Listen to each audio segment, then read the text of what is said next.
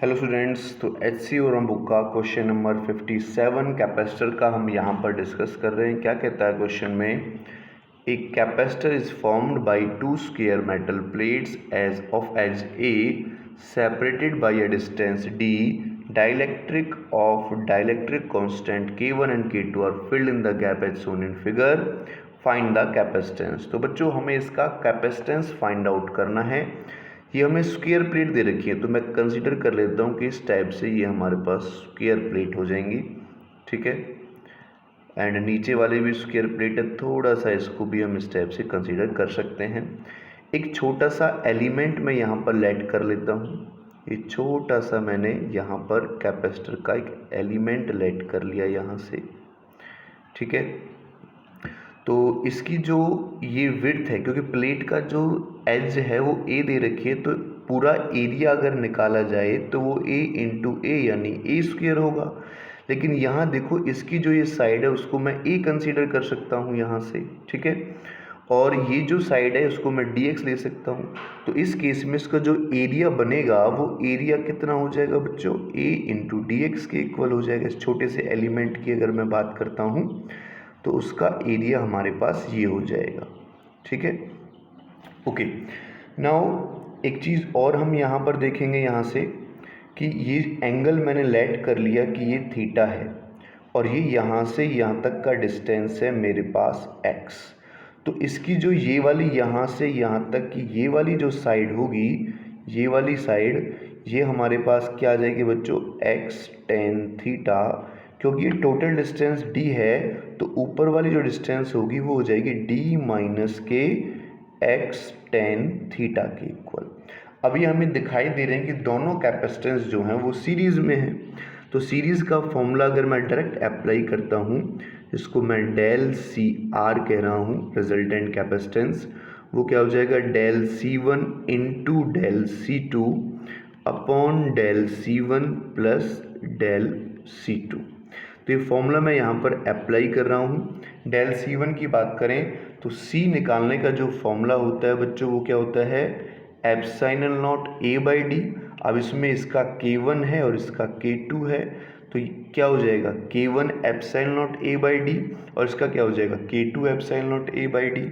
तो चलो यहाँ C1 के लिए हम अप्लाई करते हैं K1 एप्सिलॉन नॉट। एरिया की बात करें तो एरिया कितना आ रहा है बच्चों, a into D x, upon distance की बात करें K1 वाले के लिए तो डिस्टेंस कितना आ रहा है, d minus x tan theta, into अगर मैं दूसरे वाले की बात करता हूँ तो क्या हो जाएगा, K2 epsilon naught a d x and divided by उसका डिस्टेंस कितना हो जाएगा, x ten theta. And similarly ये डिवाइड में चलेंगे क्योंकि प्लस करना है अब दोनों का, तो K1 epsilon naught a d x upon d minus k x tan theta and plus K2 epsilon naught a d x and divided by x tan theta. तो यहाँ से देखो, यहाँ से a डी एक्स और एप्सिलॉन नॉट दोनों से common है, तो ऊपर एक डी एक्स एप्सिलॉन नॉट हमारा कैंसल आउट हो जाएगा। एंड यहाँ पर जो डेल सी आर हमारा बचेगा वो मैं लिख देता हूँ नेक्स्ट स्टेप में, कितना आएगा यहाँ से देखो बच्चों, ऊपर जो बच रहा है वो क्या बच रहा है वो देख लेते हैं, K1 K2 epsilon naught a d x बच रहा है ऊपर, और डिवाइड में हमारा जो बचा हुआ है वो d minus k x tan theta and x tan theta बचा हुआ है। और यहीं अगर मैं इस नीचे वाले की बात करूं, ठीक है, ये तो कॉमन आके कट ही गए दोनों, और यहाँ से अगर मैं एलसीएम ले लेता हूँ, क्या, d minus k x tan theta and x tan theta, अगर मैं यहाँ से बच्चों कॉमन ले लेता हूँ, सॉरी एलसीएम ले लेता हूँ, तो यहाँ क्या बचेगा, K1 x tan theta and plus K2 D minus k x tan theta. तो इस वाली टर्म से ये वाली टर्म कैंसल आउट हो जाएगी यहाँ से, ठीक है।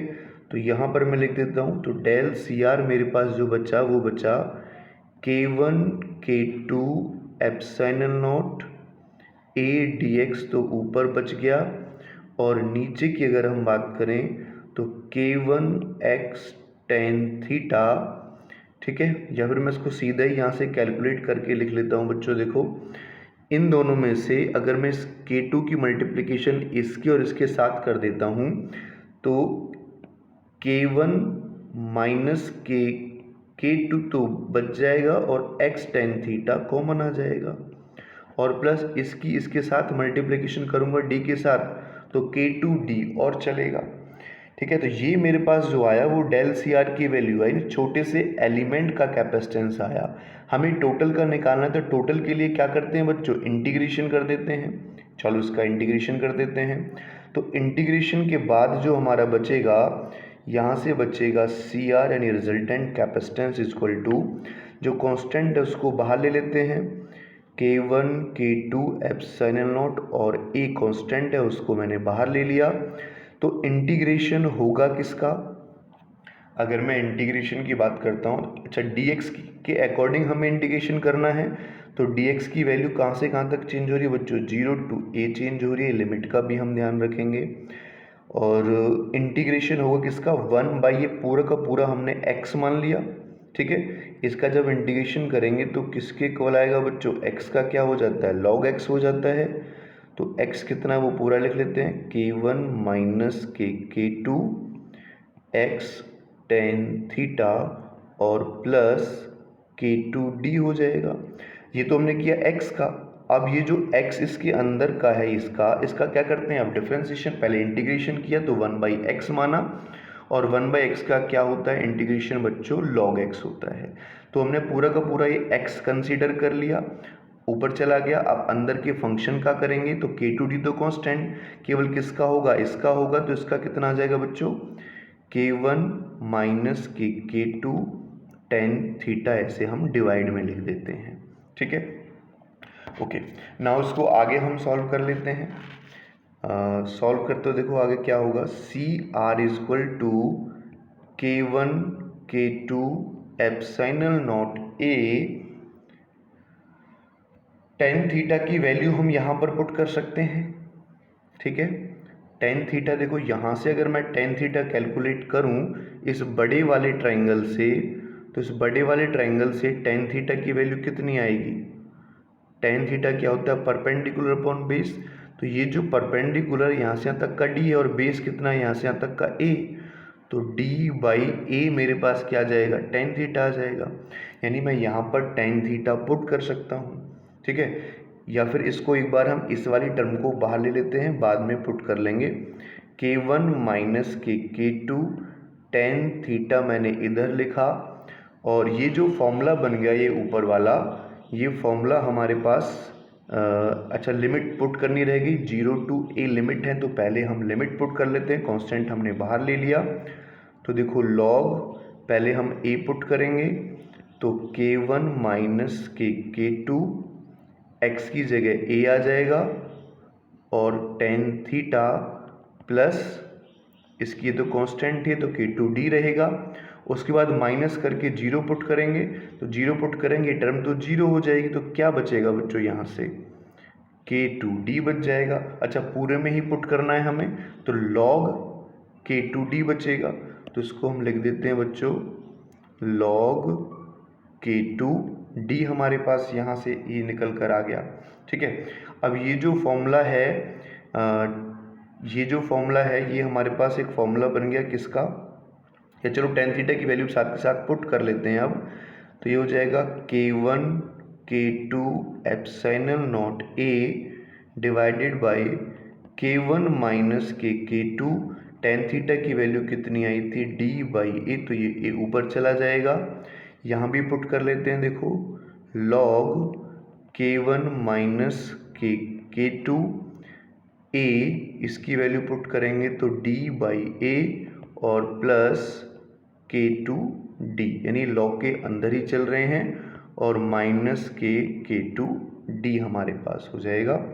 आगे चलते हैं, देखो ये a स्क्वायर ऊपर चला जाएगा, तो K1 K2 epsilon naught a square upon नीचे K1 माइनस K2D बचा, और यहाँ से देखो A से A कट गया, इस log की मल्टीप्लिकेशन कर लेते हैं इस D का K1 के साथ, तो K1D माइनस K2D और प्लस K2D यहाँ से बचेगा, और माइनस के log K2D, ठीक है, ये log है तो log लिखना रह गया, log K2D रह गया। तो K2D से K2D कट गया, ये फॉर्मूला बन गया log A minus log B का। तो इसको मैं लिख लेता हूँ, तो CR इक्वल टू क्या हो जाएगा, K1 K2 epsilon naught A square upon K1 minus K2D, ये log A बाई B का फॉर्मूला बन गया। तो log A कौन है, K1D, और B कौन है, K2D। तो ये फॉर्मूला होता है log A by B, log A minus log B का फॉर्मूला होता है log A बाई B। तो ये मैंने A बाई B कर दिया, D से D हमारे पास कैंसल आउट हो गया।